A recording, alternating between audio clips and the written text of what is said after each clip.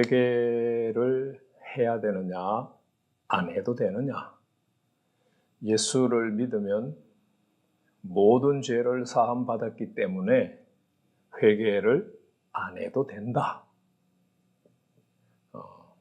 그렇게 지금 우리가 배웠고 그렇게 알고 있어요.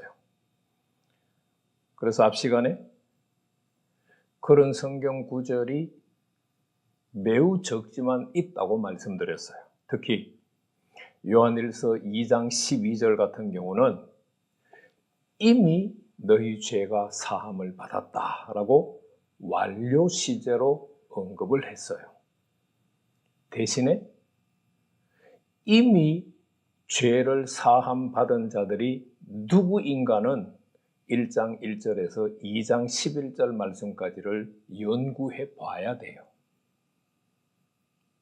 예수 믿으면 모든 사람들이 이미 죄를 사함 받았다라고 완료형으로 이야기하지 않는다는 것. 그것을 우리가 알아야 돼요. 이미 죄 사함을 받았다고 하는 말이 선포될 때는 앞에 조건이 있어요. 성경은 거의 대부분이 그래요. 그래서 로마서 6장 12절 같은 경우는 죄가 너희 몸을 죽이지 못하게 해라. 정반대되는 말씀이잖아요. 오늘은 회개 안 해도 되는가? 두 번째 말씀을 생각해 보려고 해요. 제가 신대원을 졸업하고 난 다음부터 6개월 내지 1년 정도 주제를 정해놓고 책들을 읽으면서 계속 연구를 했어요. 2013년에 동묘에 있는 사랑방 서원을 가서 쭉 둘러보는데 종교개혁 2세대들의 책이 눈에 띄었어요. 그래서 종교개혁 2세대들의 책 출간된 책은 모두 사가지고 와서 읽었어요. 그들의 공통된 이야기가 회개였어요. 그래서 제가 다시 성경을 읽으면서 회개에 대해서 연구를 하기 시작을 했어요. 올해가 이제 12년째거든요. 그동안 제가 만났던 목사님들에게 제가 연구한 거를 이렇게 설명을 해드려요. 그랬을 때 목사님들이 두 개의 성경 구절을 가지고 회개하지 않아도 된다고 주장하시더라고요. 오늘 그 두 개 가운데 하나인 로마서 8장 1절 말씀이 과연 회개하지 않아도 된다는 말인가를 생각해 보려고 해요. 로마서 8장 1절 말씀 다 아시죠? 자, 그러므로 이제 그리스도 예수 안에 있는 자에게는 결코 정죄함이 없다. 그리스도 예수 안에 있는 자를 빼버리고 예수 믿는 모든 사람들은 결코 정죄함이 없다. 그렇다면 회개할 필요가 없죠. 아니, 하나님께서 정죄하지 않으신데 뭘 회개를 해요?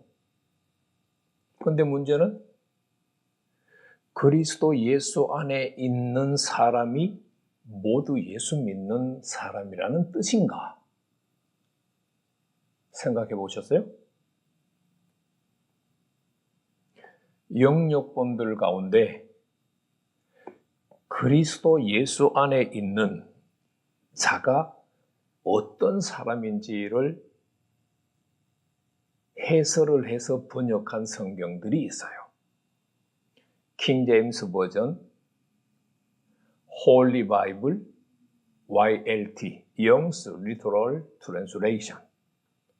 이런 성경들을 보면은요, 그리스도 예수 안에 있는 자가 어떤 자인지를 번역에 담아놨어요. 육체를 따라 살지 않고 성령을 따라 사는 사람이라고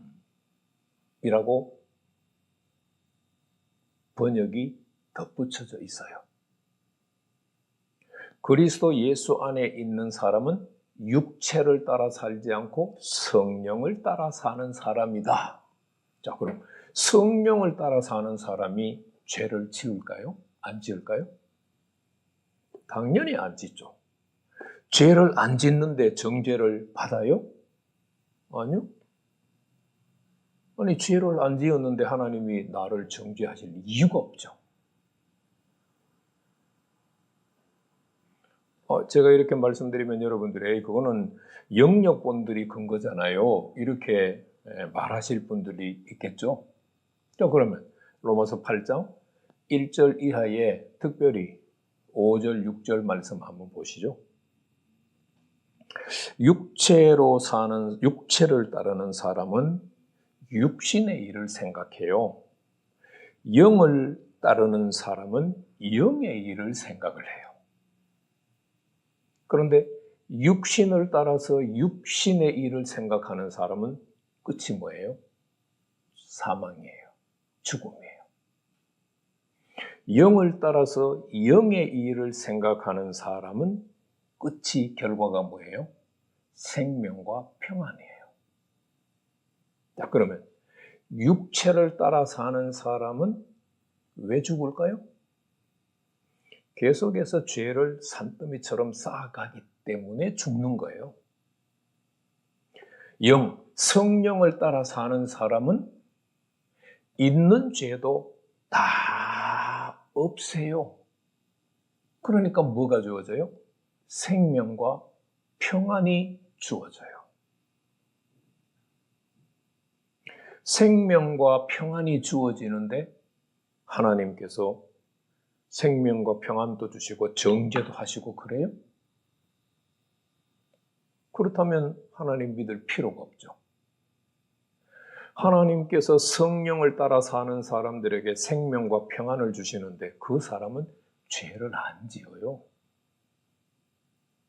죄를 지으면 즉각 뭔가를 해서 그 죄를 용서받겠죠.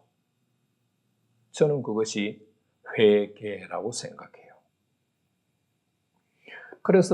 그러므로 그리스도 예수 안에 있는 자에게는 결코 정죄함이 없다고 할 때 예수 믿는 모든 사람들에게 정죄함이 없다는 말이 아니에요. 성령을 따라 살면서 죄를 짓지 않는 사람에게는 결코 정죄함이 없다라고 번역할 수 있어요.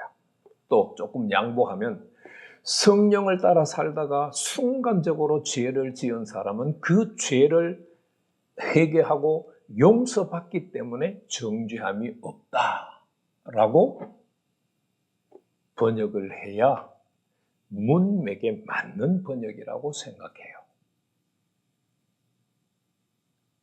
여러분들은 그리스도 안에 있는 자입니까?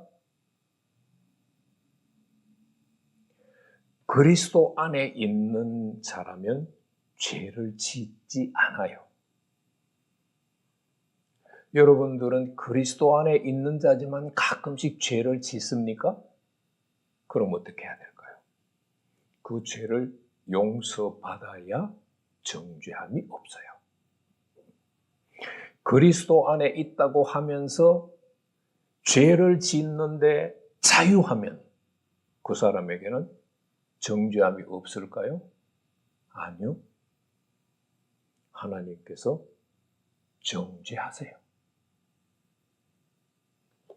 그래서 여러분들이 로마서 8장 1절 말씀이 어떤 의미인지를 꼭 생각하셨으면 좋겠어요.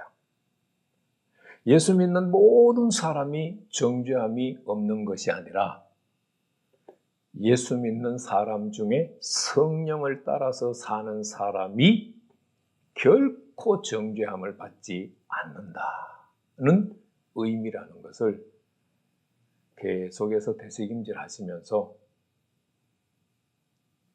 혹 순간으로 죄를 짓게 되면 하나님 앞에서 회개하고 용서받아서 결코 정죄함이 없다는 이 선포가 나를 향한 선포가 되기를 축복합니다.